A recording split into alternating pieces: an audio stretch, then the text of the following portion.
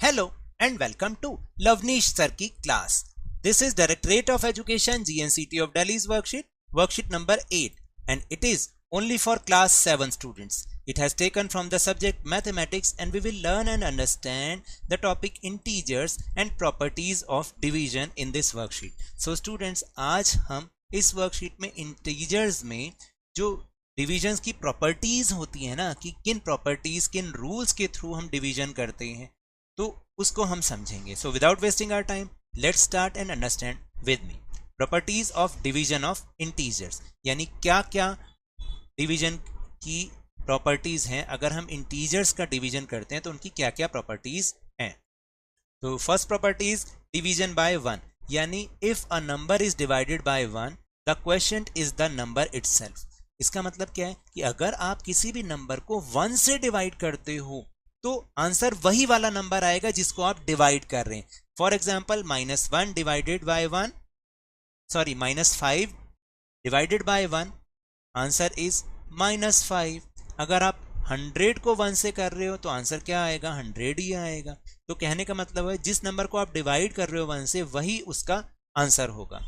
Then second property, division by itself. If a number is divided by itself, the quotient is 1. यानी अगर आप किसी number को उसी नंबर से, उसी सेम नंबर से डिवाइड करते हो तो हमेशा आंसर 1 आएगा. For example -7 divided by -7 is equal to 1. अब आपको समझ में, अगर आप 1000 को 1000 से डिवाइड करोगे तो आंसर क्या आएगा, 1 ही आएगा. फिर third property is division by zero. If a number is divided by zero the quotient is meaningless. देखिए, हमने पहले भी आपको समझाया था कि डिवाइड में कभी भी हम जीरो से डिवाइड नहीं करते, क्योंकि उसका उत्तर कुछ हो ही नहीं सकता, उसका आंसर कुछ हो ही नहीं सकता, इसलिए हम उसको मीनिंगलेस कहते हैं. फॉर एग्जांपल अगर आप 9 को 0 से डिवाइड करते हैं तो आंसर इज मीनिंगलेस. ओके, याद रखना, किसी भी नंबर को हम 0 से डिवाइड कर ही नहीं सकते. Next property is zero is divided by any number. हाँ, जीरो को अगर आप किसी नंबर से डिवाइड करते हैं, if a zero is divided bye a number the quotient is zero. फिर जीरो, आंसर हमेशा जीरो आएगा. फॉर एग्जांपल अगर आप जीरो को -3 से डिवाइड करते हैं तो answer will B zero. In case अगर आप, मैं कहता हूं अगर आप 1000 को भी जीरो से इसको तो कर ही नहीं सकते. अगर आप जीरो को 1000 से डिवाइड करते हैं तब भी आंसर विल बी जीरो. आई बात समझ में? जीरो को डिवाइड कर सकते हैं तो आंसर जीरो आएगा, लेकिन जीरो से डिवाइड करेंगे तो answer is meaningless. Now closure property. Closure property is if -4 divided by -2, answer क्या आएगा, 2 आएगा.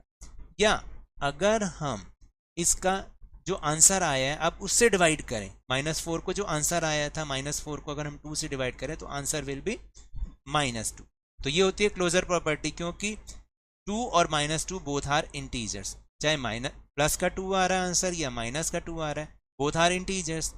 If -3 divided by -7 the answer will be 3/7, क्योंकि हम तो आगे इसको डिवाइड ही नहीं कर सकते. तो ये क्या होगा, एक इंटीजर है? No, it's not an integer, it's not an integer, so integers are not closed under division. यानी डिवीजन के अंदर इंटीजर्स में क्लोजर प्रॉपर्टी नहीं लगती है. Then commutative law. Commutative law का मीन्स अगर हम उनके सीरियल को, उनके ऑर्डर को चेंज कर दें, जैसे इफ -9 डिवाइडेड बाय -3, आंसर क्या होगा, 3 होगा. आफ्टर चेंजिंग ऑर्डर, अब हम इनका ऑर्डर चेंज कर दें, जैसे अब हम -3 को आगे रखते हैं और -9 को पीछे रखते हैं, तो -3 डिवाइडेड बाय -9, आंसर आएगा 1/3. तो 3 और 1/3 तो इक्वल है ही नहीं. So division is not commutative for integers, यानी इंटीजर्स की डिवीजन में हम कॉम्यूटेटिव लॉ भी नहीं लगा सकते. ये कहाँ लगाते हैं हम? मल्टीप्लीकेशन में लगाते हैं. फॉर एग्जाम्पल 3 × 5 15, 5 × 3 15, तो वहां तो ये लगता है, लेकिन इंटीजर्स की डिवीजन में ये नहीं लगता है. Then last is associative law. Associative law में क्या होता है, पहले आपको समझाया था कि मान लीजिए इफ 2 नंबर्स को हम डिवाइड करें, जो आंसर आए उसको थर्ड नंबर से डिवाइड करेंगे, लेकिन अगर हम इनका ऑर्डर चेंज कर दें कि फर्स्ट नंबर को बाहर निकाल लें और 2 और 3 को पहले डिवाइड करें, जो आंसर आए उसको फर्स्ट से करें, तो दोनों में आंसर सेम होना चाहिए, ये एसोसिएटिव लॉ होता है।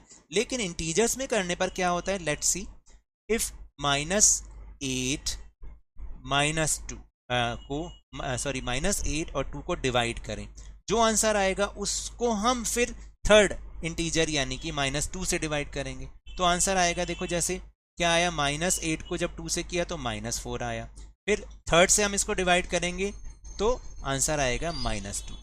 अब फर्स्ट वन को बाहर निकाल लो, इसको बाहर निकाल लो और इन दोनों को लो, तो -2 को बाहर निकाल लिया, डिवाइड किया, जो इनका आंसर होगा, ठीक है, 2, और फिर हमारे पास आंसर क्या आएगा, -8 डिवाइडेड बाय -2, जो कि 2 आ जाएगा।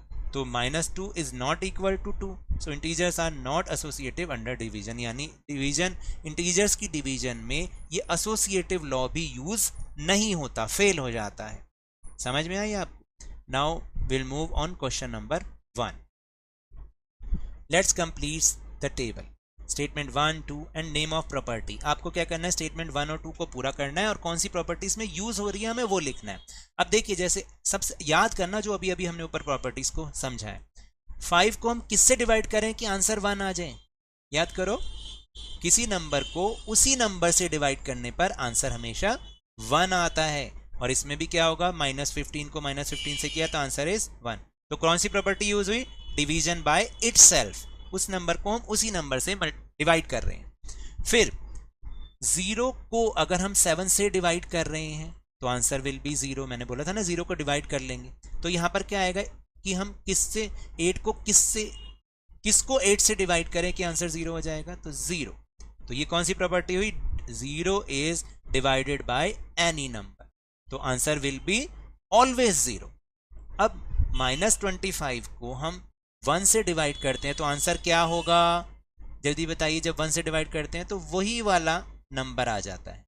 और इसी तरह से यहाँ पर भी आंसर ये है, तो इसको भी यहाँ पर लिख दोगे, यानी 17 को जब 1 से डिवाइड करोगे तो वही नंबर आएगा ना। तो इसको, इस प्रॉपर्टी को हम कहते हैं डिवीजन बाय 1।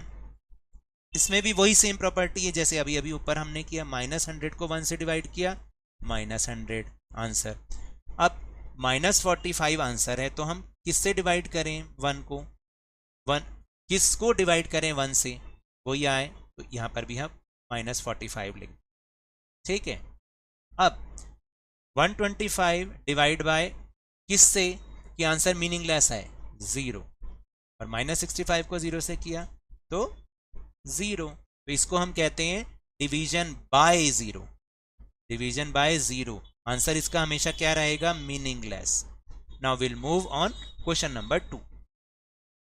अब देखो, -100 को आप किससे डिवाइड करोगे कि 100 आंसर आ जाए, -100 को किससे डिवाइड करें कि 100 आ जाए, तो देखो ये तो हमें पता है कि 1 से करना पड़ेगा, लेकिन 1 से करेंगे तो हमारा -100 होना चाहिए, तो हम यहाँ पर माइनस लगा देते हैं।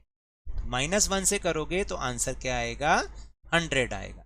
फिर सेकंड क्वेश्चन, 26 को -13 से डिवाइड करना है और -15 को -5 से डिवाइड करना है, जो भी आंसर है उन्हें हमें प्लस करना है। तो 26 को जब -13 से किया तो आंसर क्या आएगा, 13 2s are 36 होता है, 26 होता है ना, तो यहाँ तो आएगा -2, बीच में प्लस का साइन है।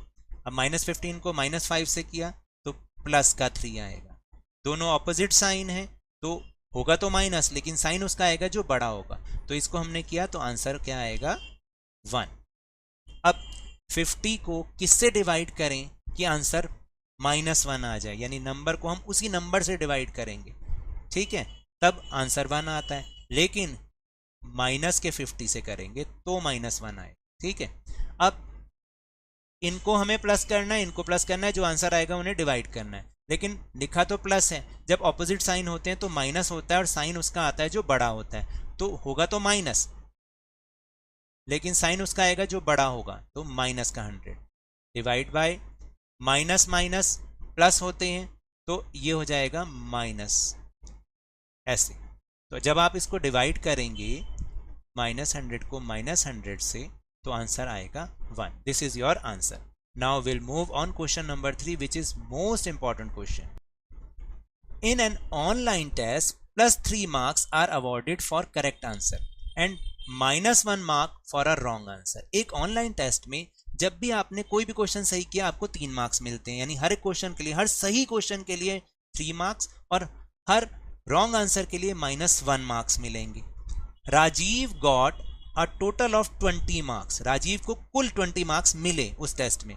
If he answered 12 questions correctly, अगर उसने 12 क्वेश्चन सही किए, then how many question did he answer wrong, तो उसने गलत कितने आंसर दिए, ये सोचना है हमें। हमें टोटल मार्क्स पता है, हर सही मार्क्स के लिए कितने अंक मिले, नंबर मिलेंगे वो भी पता है, और हर रॉन्ग आंसर के लिए कितने मार्क्स कटेंगे वो भी पता है। हमें ये भी पता है कि उसने 12 क्वेश्चन सही भी किए हैं। तो इन सारी चीज़ों से हम कोशिश करेंगे कि आंसर हमारा निकल आए। So let's see the solution. So here is the solution. देखिए, marks given for every correct answer, ये हमें पता है 3 मार्क्स मिलेंगे हर करेक्ट आंसर के लिए। Marks given for 12 correct answer कितने होंगे, 12 मल्टीप्लाई बाय 3 36, यानी अगर 12 करेक्ट आंसर दिए तो 36 मार्क्स उससे राजीव को मिले होंगे। But Rajiv obtained only 20 marks in the online test, उसको टोटल मार्क्स कितने मिले 20, जबकि मिलने चाहिए थे 36, इसका मतलब उसने कुछ इनकरेक्ट आंसर भी दिए। तो therefore marks obtained for incorrect answer, देखिए जो टोटल मार्क्स होते हैं ना, उसमें राइट आंसर के भी मार्क्स होते हैं और रॉन्ग आंसर के भी मार्क्स होते हैं। तो इसलिए हमने इसको इस तरह से समझा कि जो 20 मार्क्स हैं उसमें से अगर हम राइट वाले आंसर्स के मार्क्स को माइनस कर दें तो हमारे पास वो मार्क्स आएंगे जो कि रॉन्ग आंसर के लिए राजीव को मिले होंगे। मार्क्स फॉर रॉन्ग आंसर्स, है ना। अब therefore marks given for 1 incorrect answer, यानी हर इनकरेक्ट आंसर के लिए कितने मार्क्स मिलेंगे -1।